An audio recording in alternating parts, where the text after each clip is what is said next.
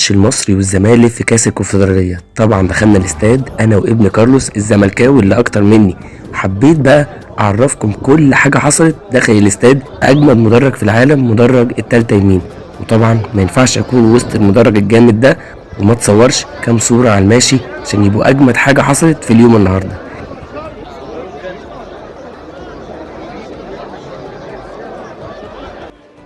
مع بداية دخول جمهور الوايت نايتس وكمان دخول جمهور مدينة السويس اللي كله زملكاوي، دخل لعيبي نادي الزمالك للتسخين. جمهور الزمالك مسكتش، بدأ بالتشجيع، وتعالوا سمعكم قالوا ايه للعيبة قبل الماتش ما يبدأ.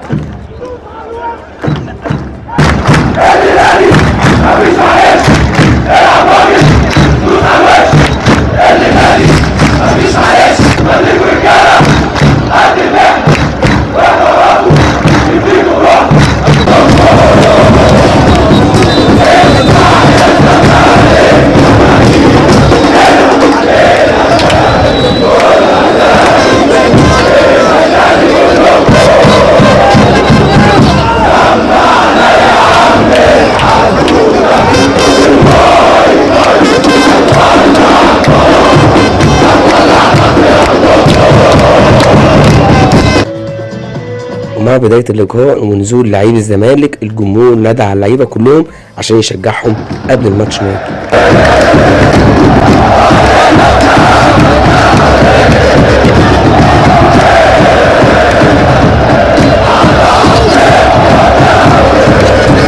طبعا اجمل لقطة في المباراة تسديدة ضربة جزاء لحسام عبد المجيد. المدرج كله فرح فرحة ما حصلتش قبل كده، وتعالوا نشوف الفرحة بالصوت والصورة.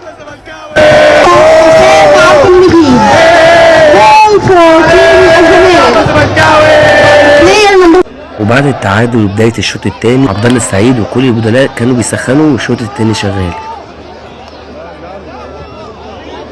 وبعد هدف عدي الدباغ ونهاية اللقاء، كل لاعبي الزمالك احتفلوا مع الجمهور اجمل احتفال. بس احتفال الجمهور ما كانش يتوصف، واسيبكم شوية عشان تستمتعوا باللي حصل من احتفالات من جمهور نادي الزمالك مع جمهور مدينة السويس، ويبقى كده نهاية اليوم مع اجمل لقاء المصري والزمالك.